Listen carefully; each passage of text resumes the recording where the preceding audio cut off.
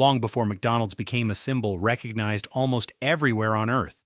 It was simply the name of two brothers trying to escape failure. Richard and Maurice McDonald had left New England for California, drawn west by the promise that a different life could still be built. They wanted to enter the movie business, but Hollywood did not open its doors, and the brothers eventually turned toward a far less glamorous industry: food. In 1940, Dick and Mac opened McDonald's Bar-B-Q at 14th and E Streets in San Bernardino, California. It was a conventional drive-in built for the expanding automobile culture of Southern California. Customers remained in their cars. Car hops crossed the parking lot with trays. The menu was broad, and the business looked much like other roadside restaurants appearing across the country. The restaurant succeeded, but success did not convince the brothers that the system was efficient. A large menu required more ingredients, more preparation, and more opportunities for mistakes. Car hop service demanded labor.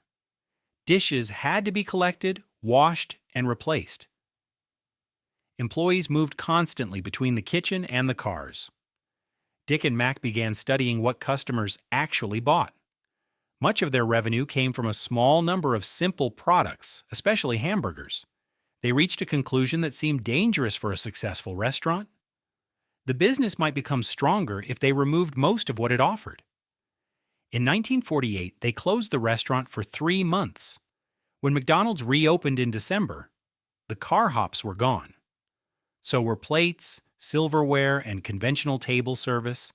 Customers ordered at a window received food in disposable packaging and carried it away themselves. The menu had been reduced to 9 items. At its center was a 15-cent hamburger. The price mattered, but the deeper revolution was hidden behind the counter. Instead of treating every order as an individual meal prepared by one cook, the restaurant divided work into specialized, repeatable tasks. One employee grilled patties. Another prepared buns. Another added the same measured ingredients in the same sequence. Movement was reduced. Equipment was positioned for speed. Variation became the enemy. The brothers called it the Speedee Service System. It borrowed the logic of industrial production and applied it to food. The kitchen was no longer merely a place where meals were cooked. It was a machine designed to produce the same result again and again. That idea changed the relationship between time, price, and eating. A customer no longer needed to wait for a waiter, study a long menu, or remain inside a restaurant. Food could arrive rapidly, cost less, and be eaten almost anywhere. At the edge of Route 66, McDonald's matched a country becoming increasingly suburban, mobile, and impatient. Potato chips were soon replaced by French fries. Thicker milkshakes joined the menu. Procedures changed as the brothers learned what could be prepared faster and sold more consistently. But the central formula remained intact: limited choice, low prices, fast service, strict repetition. The brothers had discovered that removing complexity could create scale. Their next challenge was making the restaurant impossible to ignore. In the early 1950s, they worked with architect Stanley Meston on a red and white building. Dick McDonald believed the roofline needed something more dramatic and proposed 2 large arches rising over the structure. Yellow neon transformed them into glowing roadside signals visible to passing motorists. The golden arches were not yet a corporate logo, they were architecture. They told drivers that this place was different before those drivers knew what the difference was. The brothers began licensing their concept to other operators. A small number of McDonald's restaurants appeared beyond San Bernardino, carrying versions of the same building, menu, and operating system. Yet Dick and Mac remained cautious about expansion.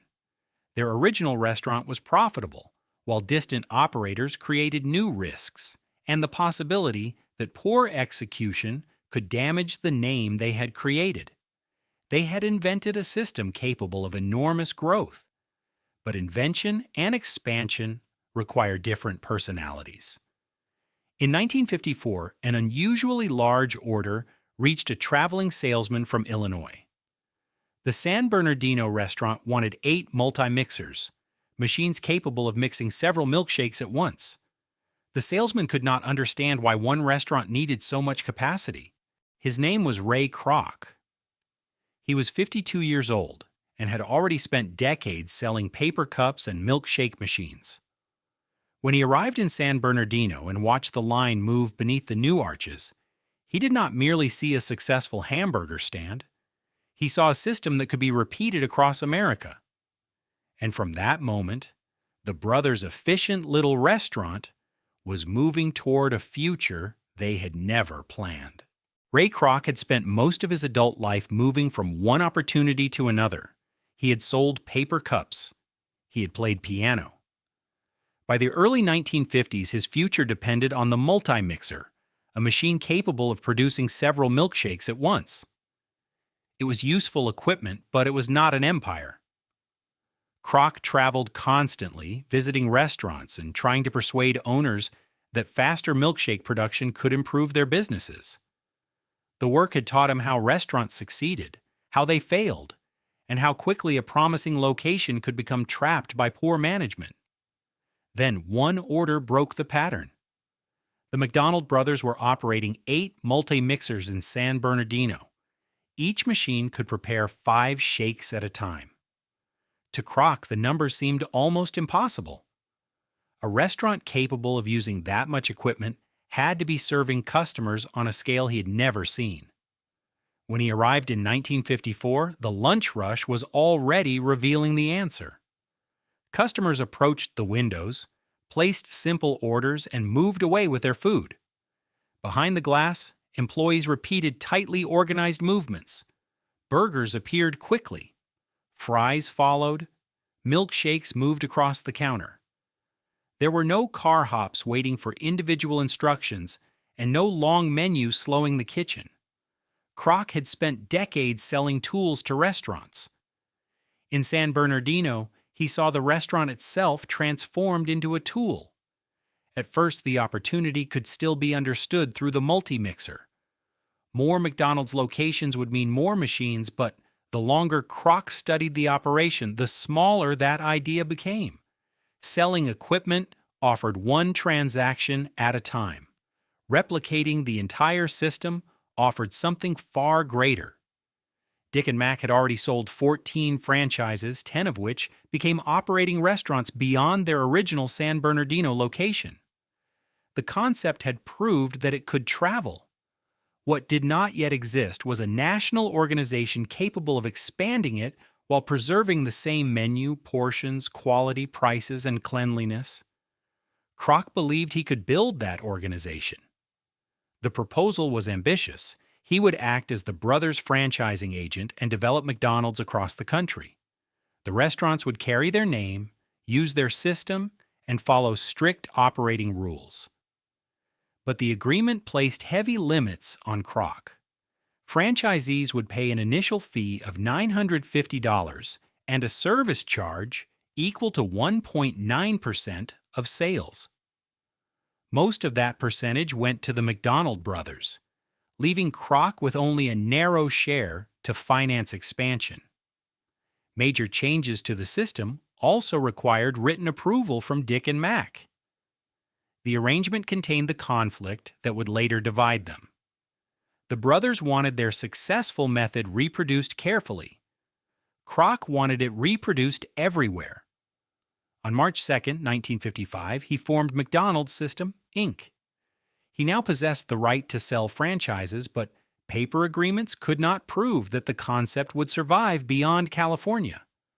Kroc needed a demonstration close to home, one restaurant that he could inspect, improve, and show to prospective operators. He chose Des Plaines, Illinois. The new restaurant followed the red and white design created for the brothers' system, with enormous yellow arches rising above the building. The kitchen was visible. The menu remained limited. Customers ordered at the window and carried their food away. It opened on April 15, 1955. Sales on the first day reached $366.12. The amount was modest compared with the empire that followed, but the location served a purpose larger than revenue. It gave Kroc a working laboratory. Every movement could be examined. Every product could be measured. Every mistake could become a rule. He was not interested in franchises that merely used the McDonald's name. He wanted restaurants that behaved as though they were parts of the same machine. A hamburger purchased in Illinois had to resemble one purchased in California. Speed could not depend on the talent of one cook. Cleanliness could not depend on the mood of one manager. Consistency had to be engineered. That demand made expansion slower and more difficult than simply selling territorial rights to the highest bidder.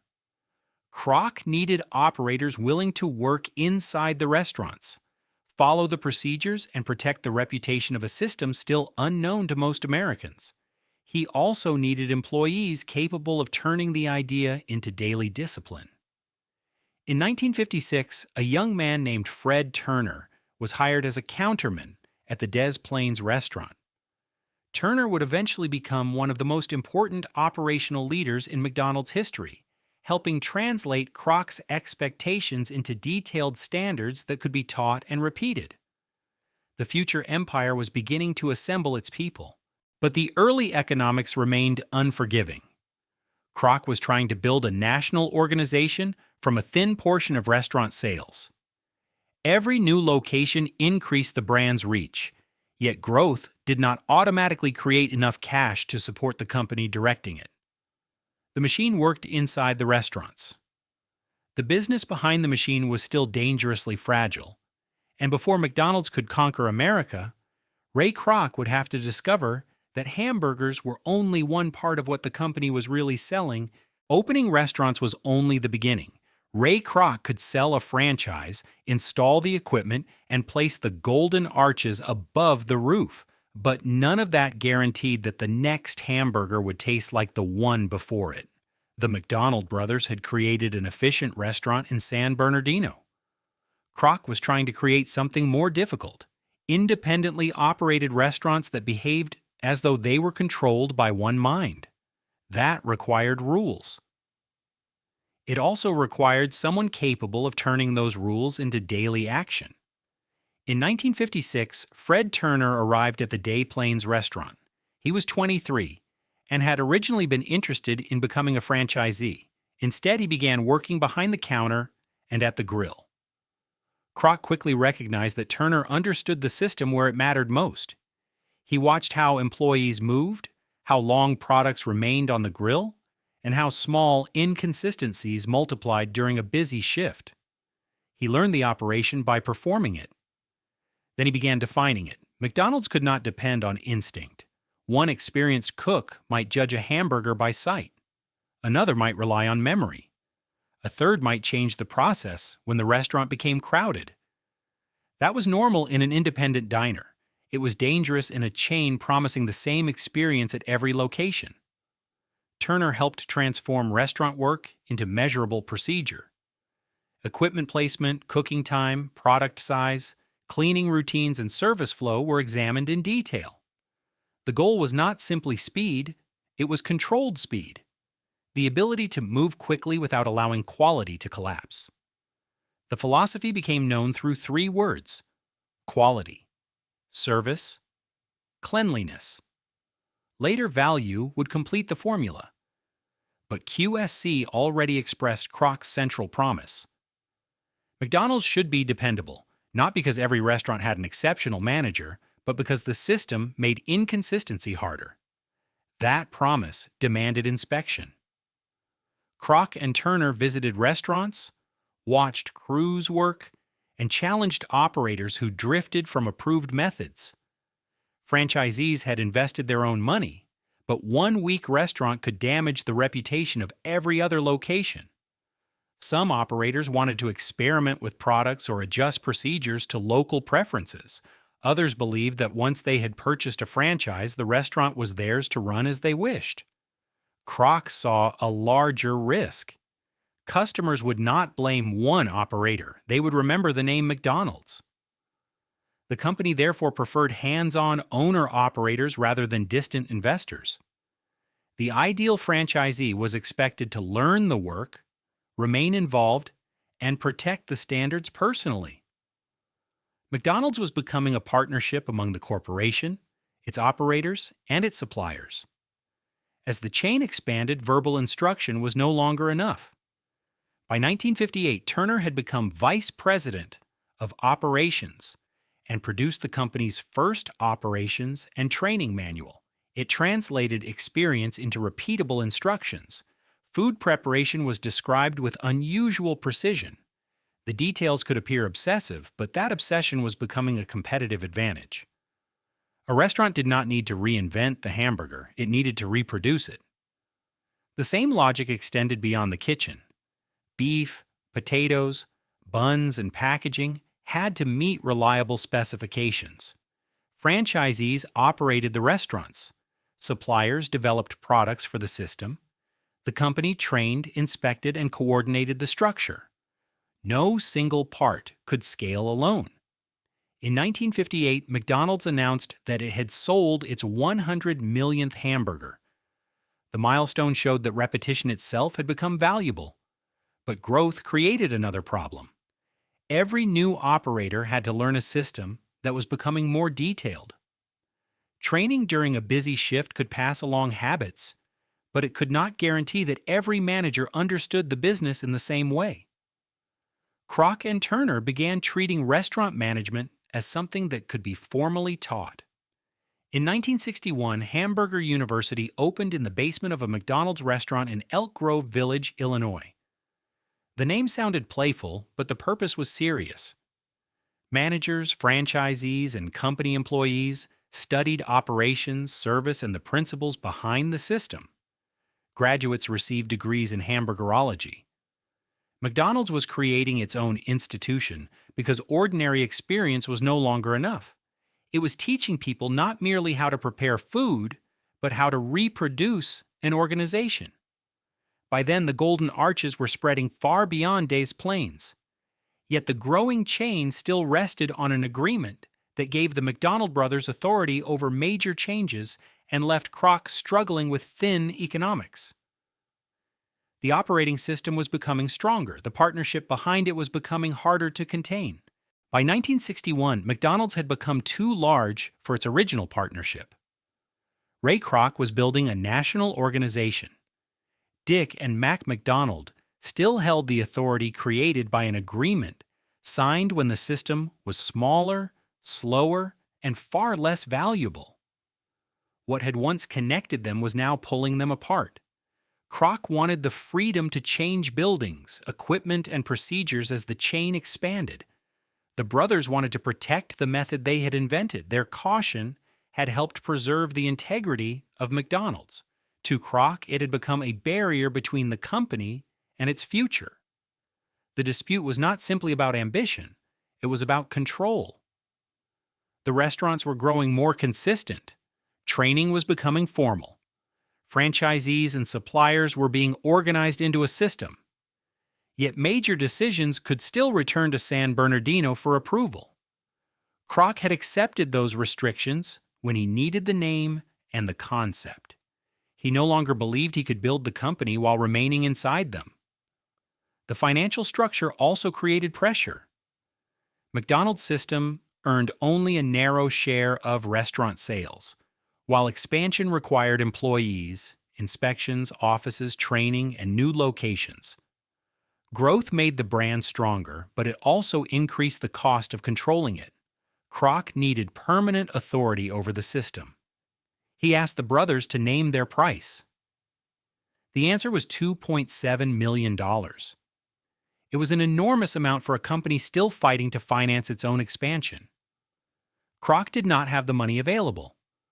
Walking away would leave him operating a growing chain under an agreement he had come to resent.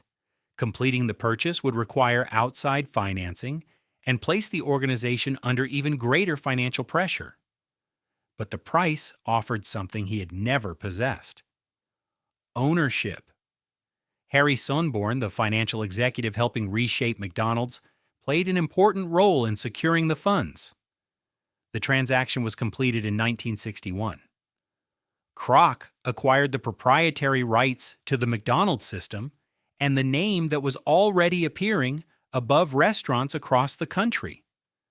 A business created by two brothers now belonged to the man who had learned how to multiply it.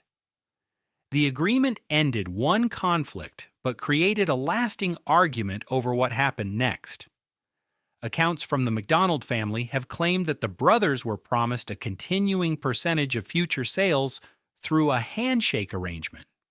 The alleged royalty was not included in the written contract, and the historical evidence is disputed.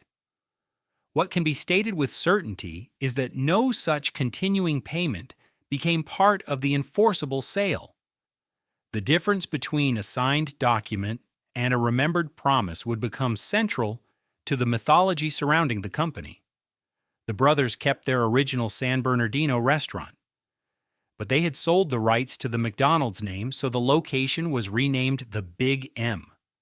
The irony was severe. The men whose surname appeared on restaurants across America could no longer use it on the place where the system had begun.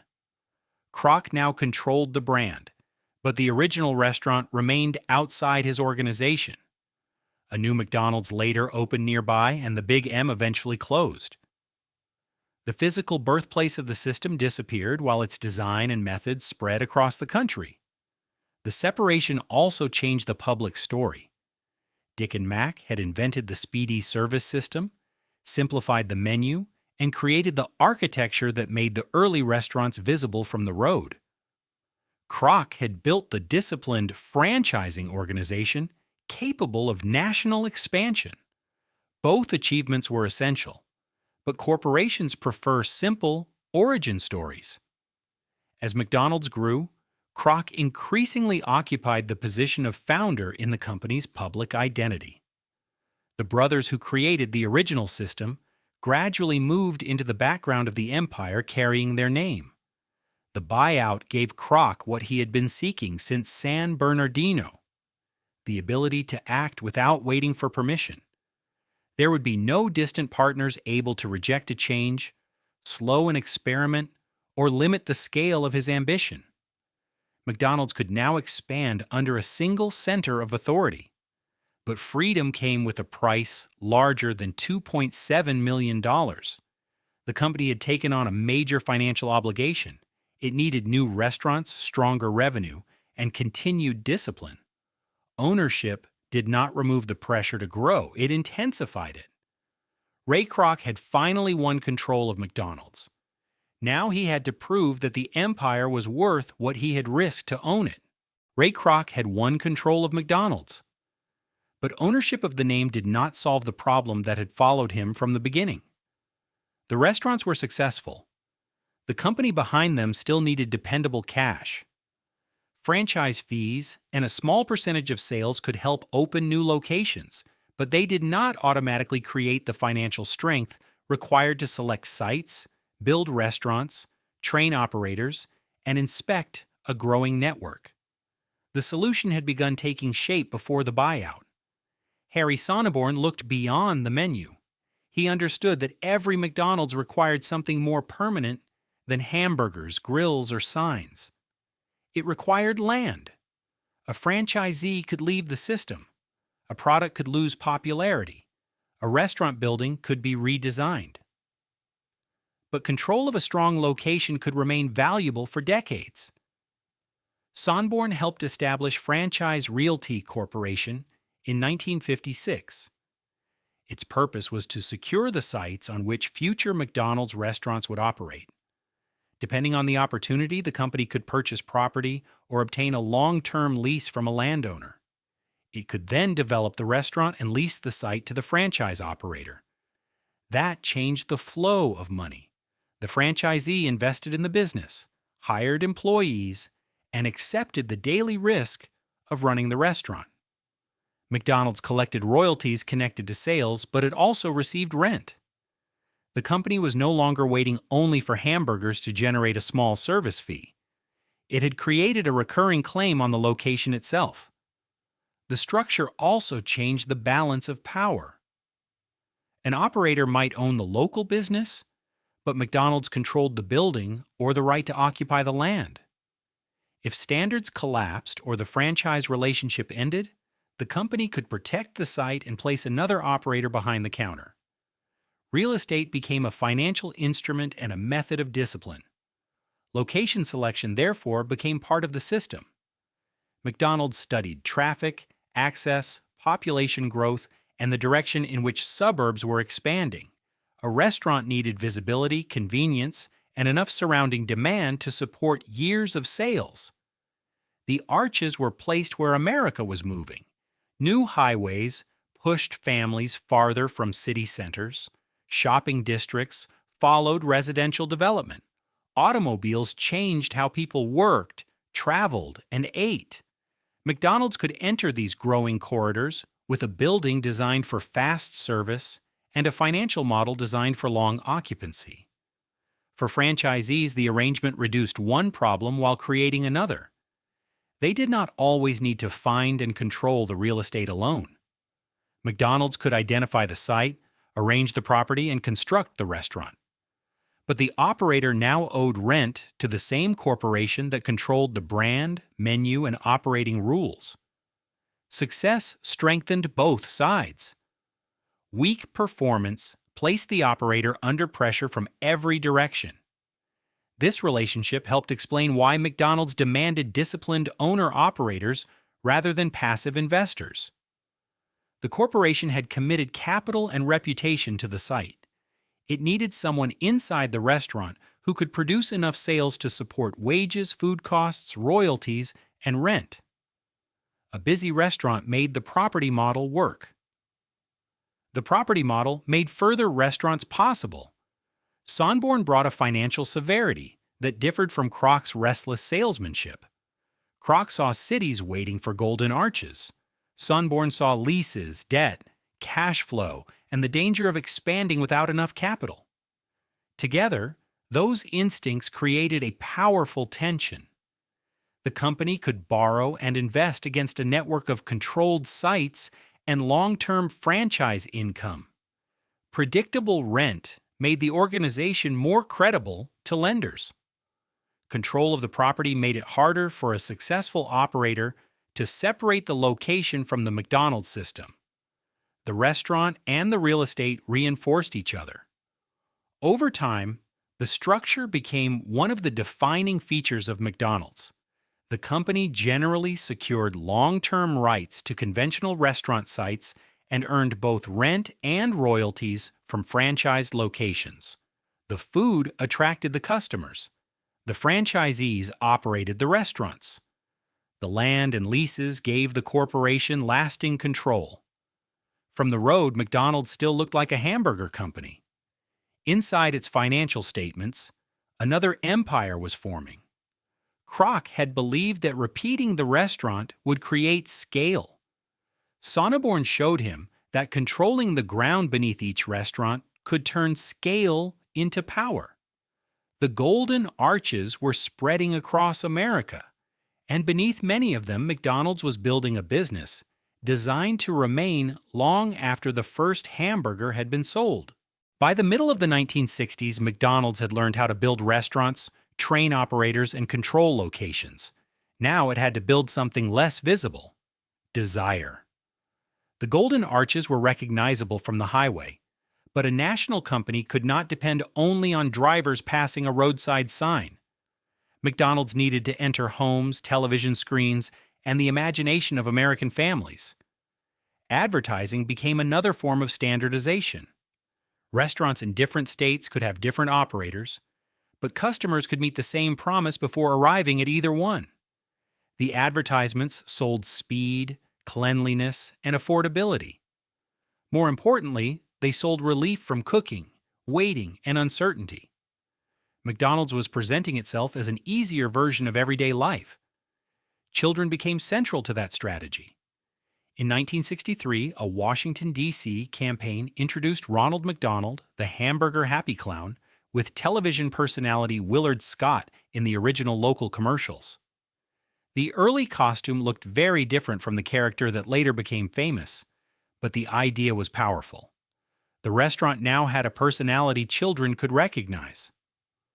Ronald moved into national advertising during the following years.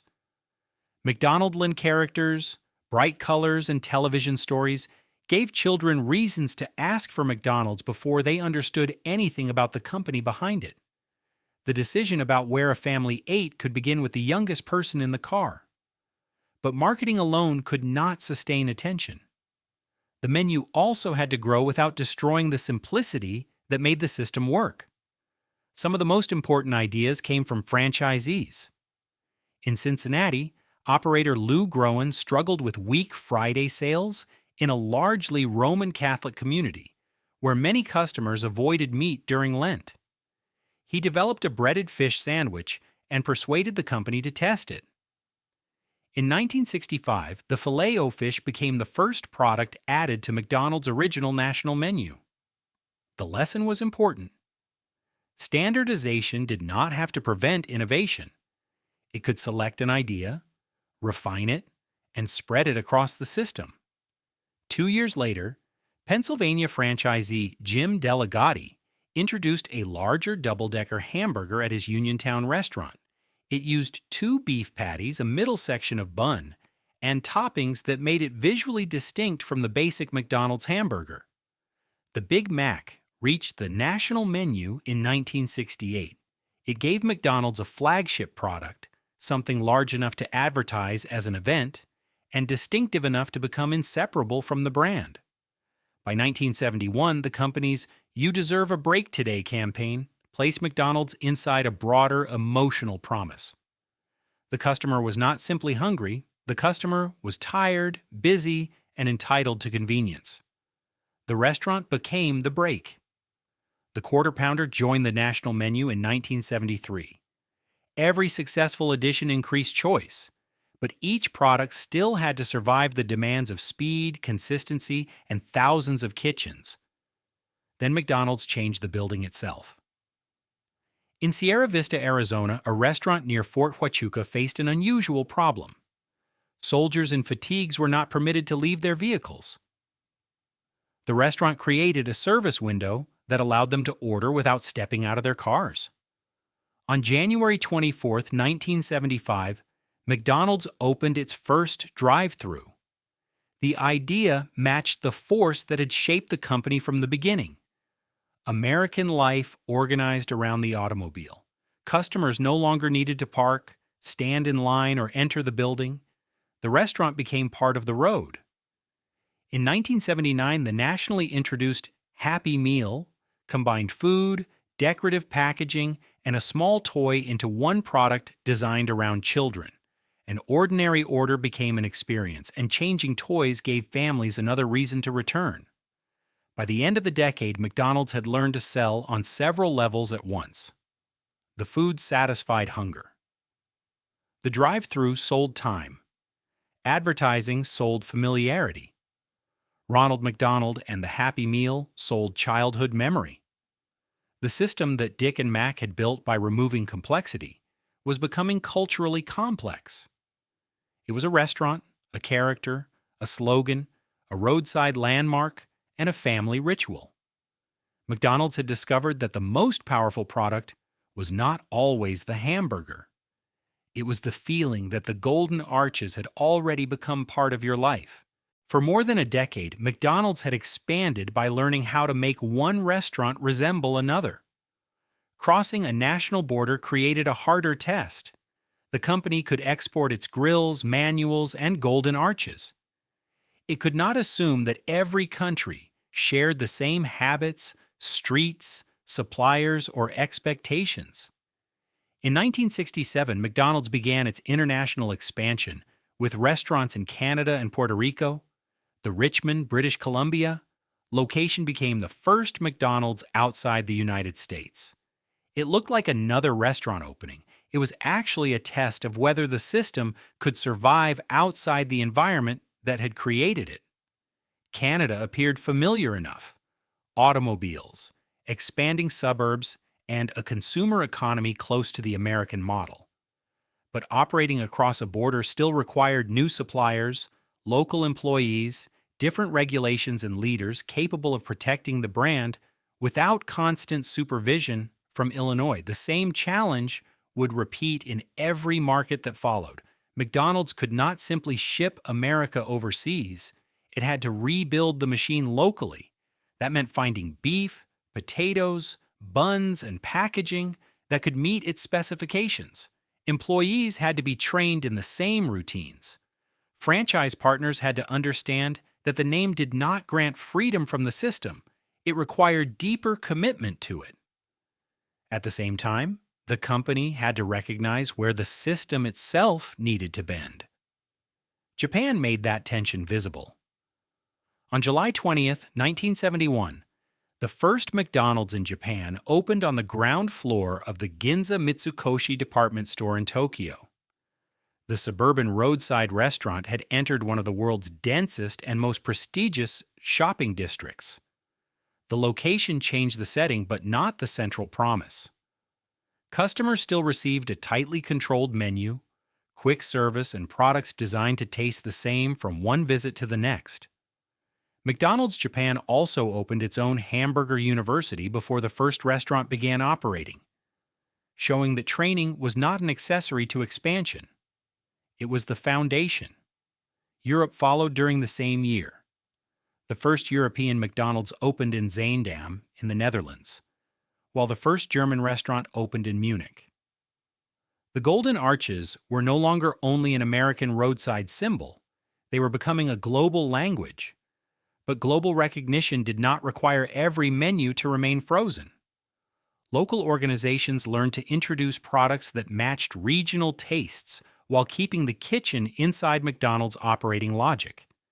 In Japan, the teriyaki Mac burger arrived in 1989. The menu could change. The method could not. By then, McDonald's had become larger than the life of the salesman who had driven west to San Bernardino. Ray Kroc died in 1984, but the expansion continued. The corporation, its franchisees, and its suppliers no longer depended on one man's direct energy. The system had outlived its builder. Its most symbolic international victory came in a place that had spent decades opposing the economic world McDonald's represented. Discussions about bringing McDonald's to the Soviet Union began during the 1976 Montreal Olympics. The negotiations continued for 14 years. On January 31, 1990, the first Soviet McDonald's opened in Moscow's Pushkin Square. The lines stretched far beyond the restaurant. More than 30,000 customers were served on the opening day. For many visitors, the attraction was larger than a hamburger. The restaurant offered bright lighting, organized service, and a carefully rehearsed welcome at a moment when the Soviet system itself was changing. The Golden Arches had crossed the Iron Curtain. Yet the Moscow opening also revealed the hidden difficulty behind every international triumph. A restaurant could be built quickly. A dependable network of ingredients, training, and management could not. McDonald's global expansion worked because the company did not merely export products, it exported an institution. Every new country required the same bargain.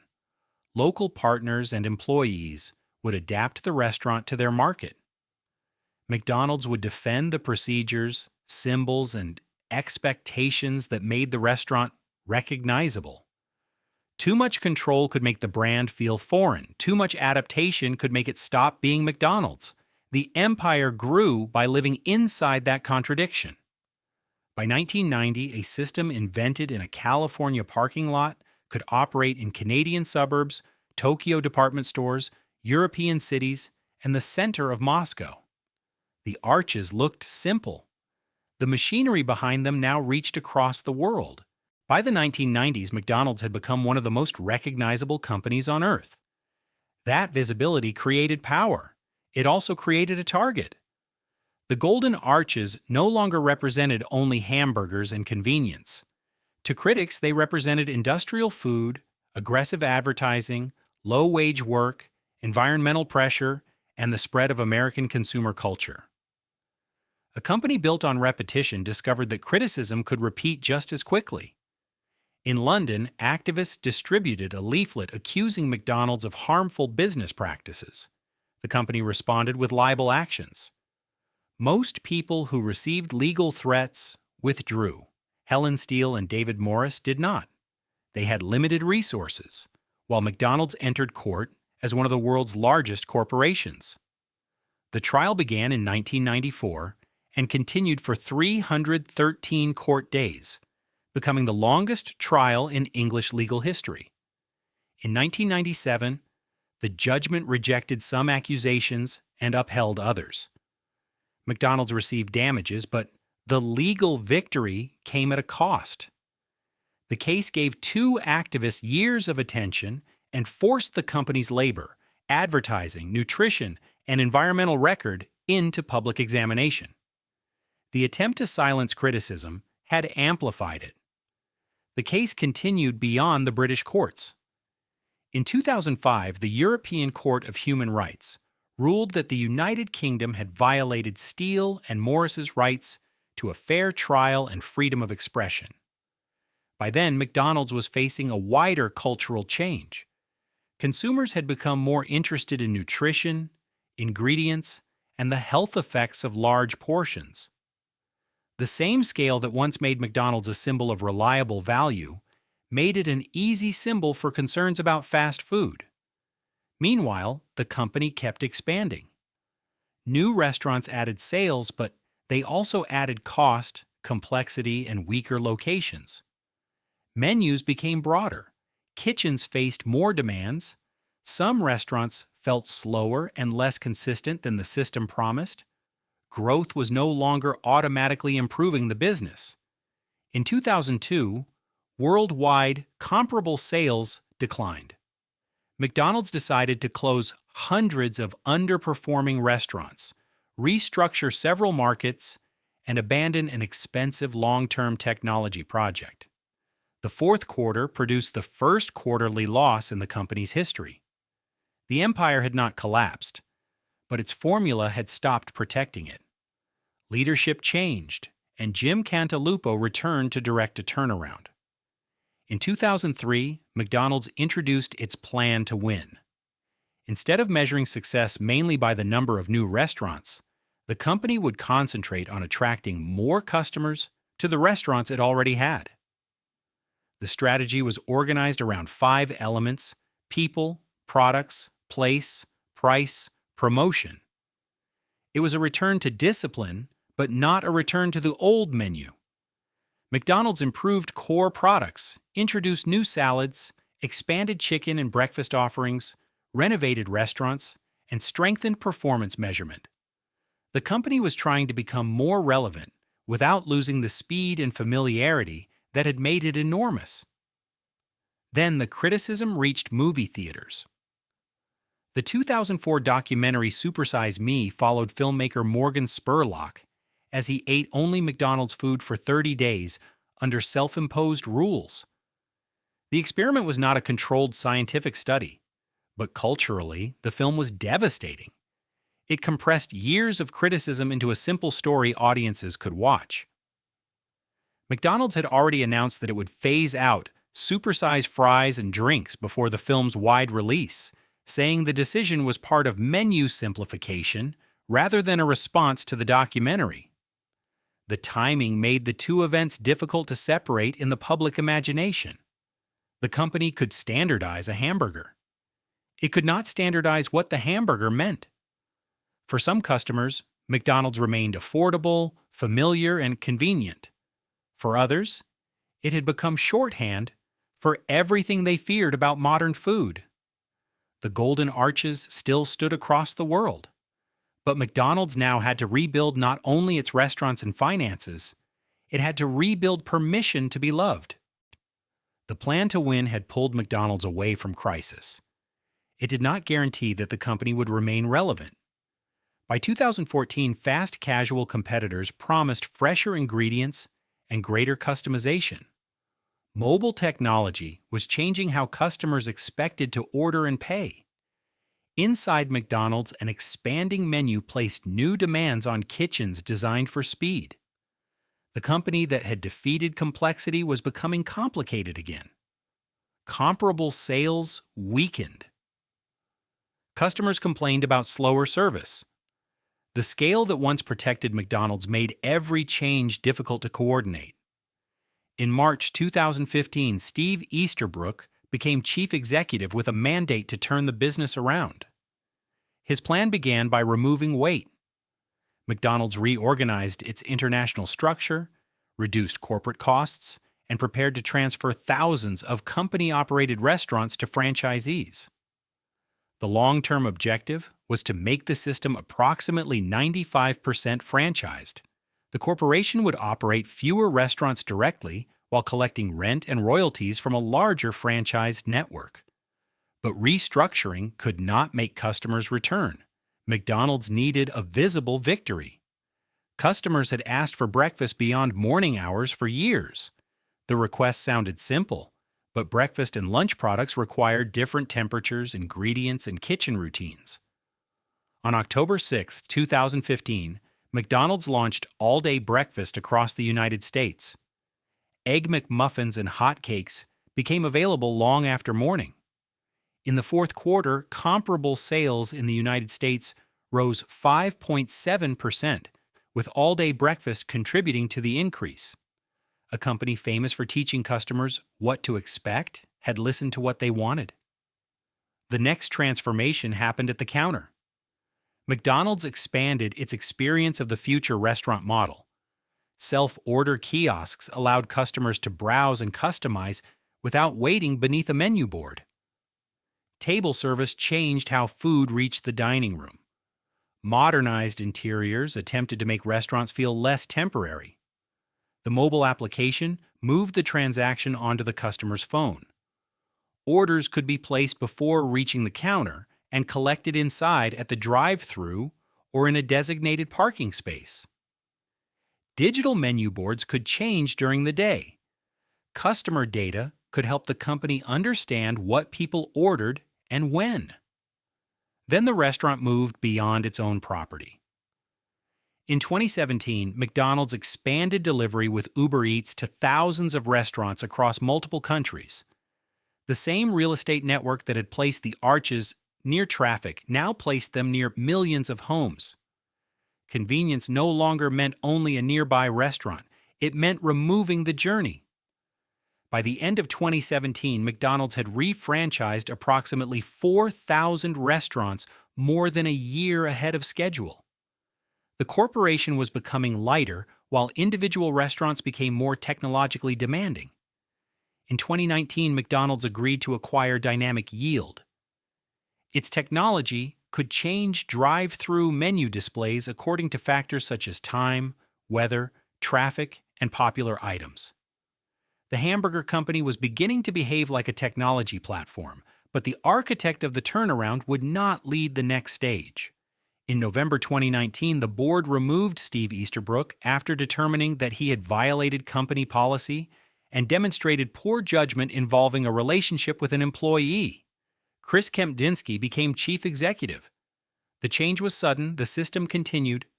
McDonald's entered a new decade with stronger sales, more franchised restaurants, digital ordering, and delivery.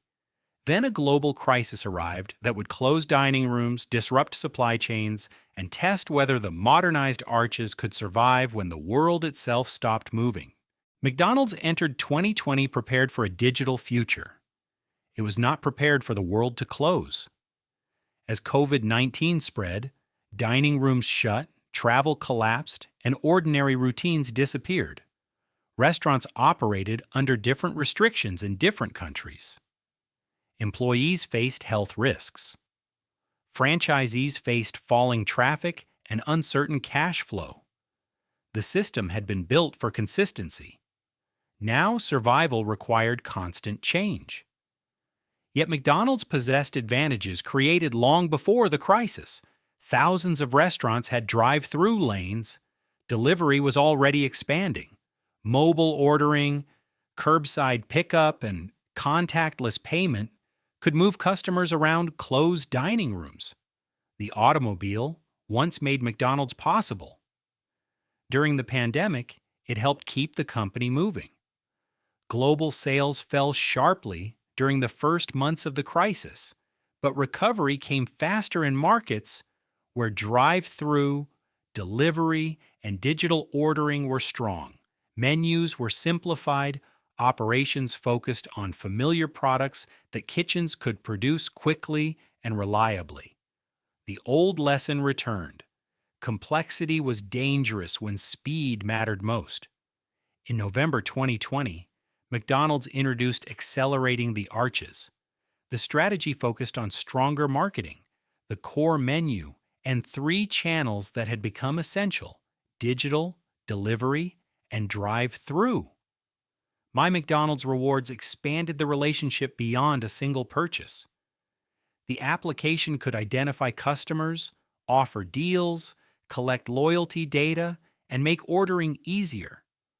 A company once built around anonymous roadside transactions was learning to recognize millions of individuals. But technology could not protect McDonald's from geopolitics. After Russia launched its full-scale invasion of Ukraine in February 2022, McDonald's temporarily closed its Russian restaurants. In May, the company announced that continued ownership was no longer consistent with its values and began selling the business. The decision reversed one of the company's greatest symbolic victories. The restaurant that had represented the opening of the Soviet Union was removed from the McDonald's system. Names, logos, and golden arches disappeared from hundreds of locations.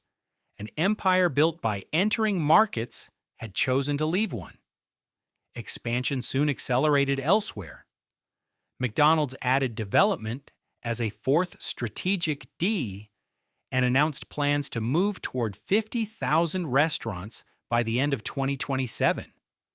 New locations were increasingly designed around drive-through capacity, delivery, and digital ordering rather than the dining room alone.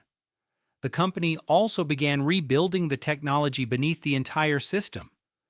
Cloud platforms, loyalty programs, and shared restaurant software promised faster innovation and greater consistency. By the end of 2025, McDonald's operated 45,356 restaurants in more than 100 countries. Approximately 95% were franchised. Delivery was available from nearly 41,000 restaurants, while almost 29,000 locations had drive-through service. The scale was larger than anything Ray Kroc or the McDonald brothers could have imagined. Yet the central struggle remained familiar. Customers still wanted speed, value, and dependable food. Franchisees still needed profitable restaurants. Employees still had to make the system work during every rush.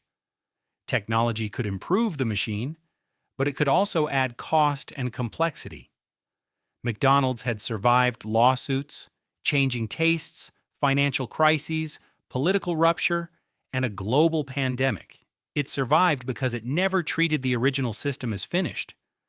The arches endured by changing what happened beneath them.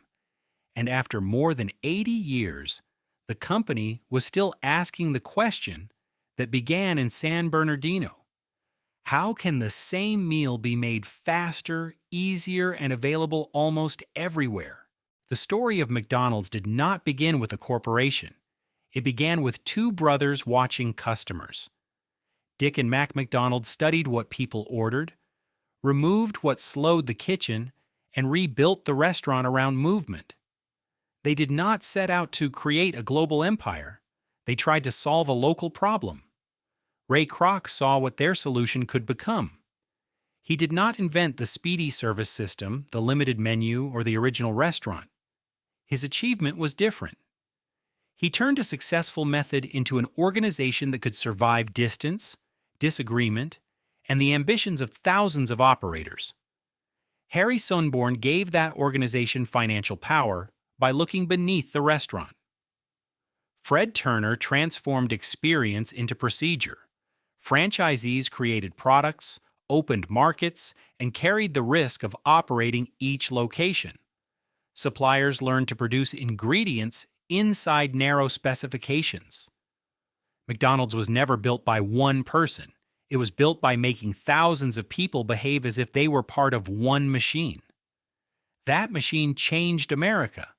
It helped define the roadside restaurant, the franchising economy, the drive-through, and the idea that food should arrive almost immediately. It taught customers to expect the same experience in cities they had never visited. Then it crossed borders. The arches entered department stores, suburbs, airports, and city squares. They became a symbol of American confidence, consumer culture, and globalization. That visibility created admiration. It also created resistance. McDonald's was criticized for its food, advertising, labor practices, environmental influence, and cultural power. Some criticism forced genuine change.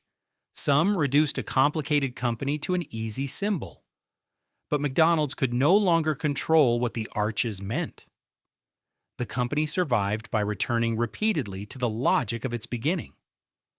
Observe the customer, remove friction, standardize what works, change before the system becomes trapped by its own success. The tools changed from chalk diagrams on a tennis court to digital kitchens, mobile applications, and cloud software. The question remained almost identical. How can this be made faster, simpler, and more dependable? That question built tens of thousands of restaurants. It also created a paradox. McDonald's became extraordinary by making the experience feel ordinary. A child recognizes the arches before understanding the corporation behind them. A traveler can enter a restaurant on another continent and already know how the encounter will work. That familiarity is the empire, not one hamburger, not one founder, not one building, a repeatable promise. The brothers created the machine. Kroc gave it ambition. Generations of employees, franchisees, and suppliers kept it moving. And every time McDonald's appeared too large, too slow, or too old to adapt, the system changed again. The golden arches began as architecture. They became one of the most recognizable symbols in modern history. And the small California restaurant that once closed for months to become simpler ultimately created one of the most complex business systems the world has ever seen. Thank you for watching Driven Empires. If you enjoyed this story, subscribe and join us for the next true story behind one of the world's greatest empires.